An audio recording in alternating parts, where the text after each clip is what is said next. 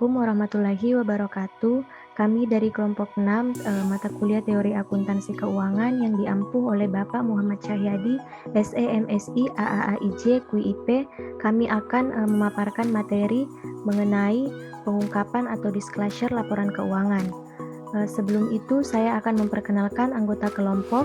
Yang pertama ada saya sendiri Nur Fajrianimus selaku moderator sekaligus pemateri. Selanjutnya ada Priska Romba, Ismail Tang, dan Yoel Renos Landolalan sebagai pemateri. Untuk materi pertama akan dipaparkan oleh saya sendiri mengenai pengertian pengungkapan. Pengungkapan memiliki arti tidak menutupi atau tidak menyembunyikan. Apabila dikaitkan dengan data, pengungkapan memiliki arti memberikan data yang bermanfaat kepada pihak yang memerlukan. Saat dikaitkan dengan laporan keuangan, pengungkapan ini harus memberikan informasi dan penjelasan yang cukup jelas mengenai hasil aktivitas suatu unit usaha atau transaksi yang terjadi dalam perusahaan. Selanjutnya, mengenai fungsi dan tujuan pengungkapan. Fungsi pengungkapan menurut teori akuntansi perekayasaan pelaporan keuangan secara umum mengatakan bahwa fungsi pengungkapan ialah menyajikan informasi yang dipandang perlu untuk mencapai tujuan pelaporan keuangan dan untuk melayani berbagai pihak yang mempunyai kepentingan yang berbeda-beda. Selanjutnya, mengenai tujuan pengungkapan. Yang pertama, tujuan melindungi. Tujuan melindungi ini dilandasi oleh gagasan bahwa tidak semua pemakai cukup canggih sehingga pemakai yang naif perlu dilindungi dengan mengungkapkan informasi yang mereka tidak mungkin memperolehnya atau tidak mungkin mengolah informasi untuk menangkap substansi ekonomi yang melandasi suatu post statement keuangan.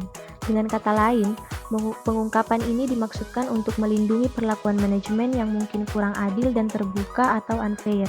Dengan tujuan ini, tingkat dan volume pengungkapan akan menjadi tinggi. Yang kedua, tujuan informatif.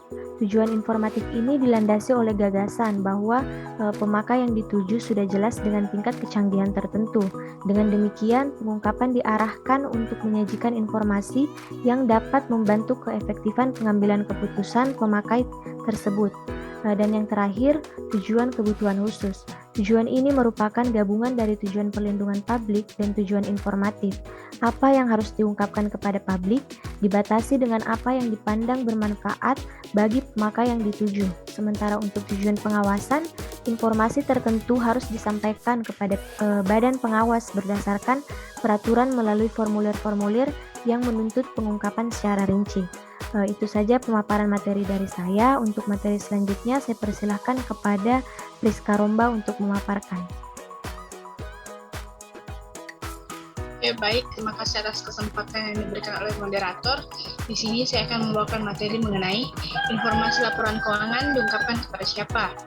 Laporan keuangan perusahaan ditujukan kepada pemegang saham, investor, dan kreditur. Seperti yang dinyatakan oleh FASB, pelaporan keuangan itu seharusnya menjadikan informasi yang berguna bagi investor dan kreditor, yang sekarang dan yang potensial, serta para pemakai lain dalam mengambil keputusan investasi, kredit, dan keputusan serupa secara rasional. Di negara lain seperti Eropa, pengungkapan ini ditujukan untuk pihak yang lebih luas. Mereka cenderung menempatkan kepentingan karyawan dan negara di atas kepentingan pemegang saham. Arti penting kepemilikan pemegang saham dikalahkan oleh konsep pemegang andil atau stakeholder yang lebih luas. Dampaknya adalah berubahnya sifat pengungkapan. Materi selanjutnya yaitu jenis informasi yang perlu diungkapkan. Jenis informasi yang perlu diungkapkan ada dua. Yang pertama, pengungkapan sukarela atau voluntary disclosure, di mana pengungkapan sukarela adalah pengungkapan informasi yang dilakukan secara sukarela oleh perusahaan tanpa diharuskan oleh peraturan yang berlaku atau pengungkapan melebihi yang diwajibkan. Banyak pendapat yang menyatakan bahwa perusahaan secara sukarela akan mengungkapkan informasi yang dibutuhkan untuk mencapai pasar modal yang berfungsi secara optimal. Lalu jenis informasi yang perlu diungkapkan yang kedua yaitu pengungkapan wajib atau mandatory disclosure, di mana pengungkapan wajib merupakan pengungkapan yang dilakukan perusahaan atas apa yang diwajibkan oleh standar akuntansi atau peraturan badan pengawas. Peraturan tentang standar pengungkapan informasi bagi perusahaan yang telah melakukan penawaran umum dan perusahaan publik tercantum dalam Peraturan Nomor 8 G7 tentang pedoman penyajian laporan keuangan dan Peraturan Nomor 8 G2 tentang laporan tahunan peraturan. Peraturan tersebut diperkuat dengan keputusan Ketua Bapepam Nomor Kep 17 PM 1995 yang selanjutnya diubah melalui keputusan APPAM Nomor Kep 38 PM 1996 yang berlaku bagi semua perusahaan yang telah melakukan penawaran umum dan perusahaan publik. Demikian pemaparan materi yang dapat saya sampaikan. Saya kembalikan ke moderator. Terima kasih.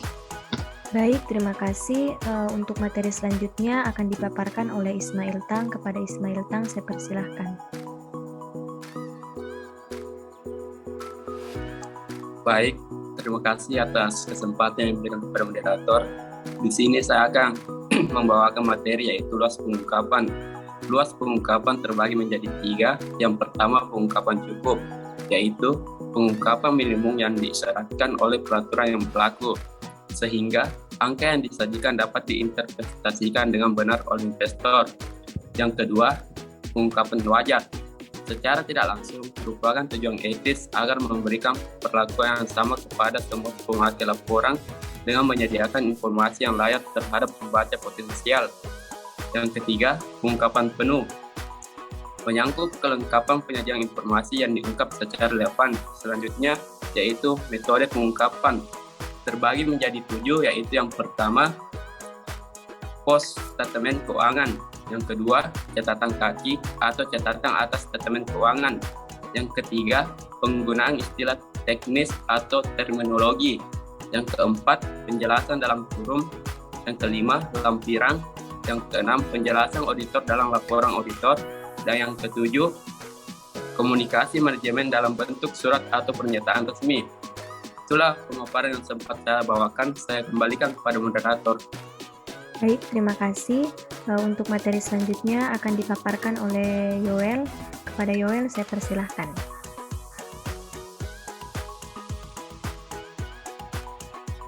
Baik, terima kasih atas kesempatan yang diberikan oleh moderator.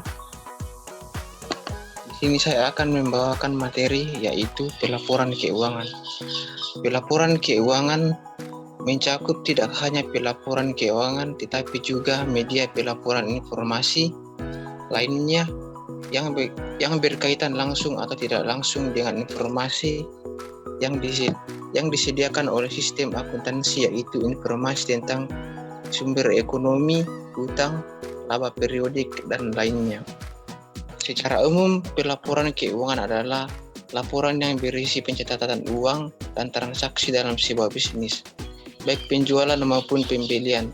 Sederhananya, pelaporan keuangan dibuat untuk mengetahui informasi finansial perusahaan secara keseluruhan, sehingga para pengguna informasi akuntansi dapat mengetahui dan melakukan evaluasi dan pencegahan dengan cepat dan tepat jika kondisi usaha sedang mengalami masalah.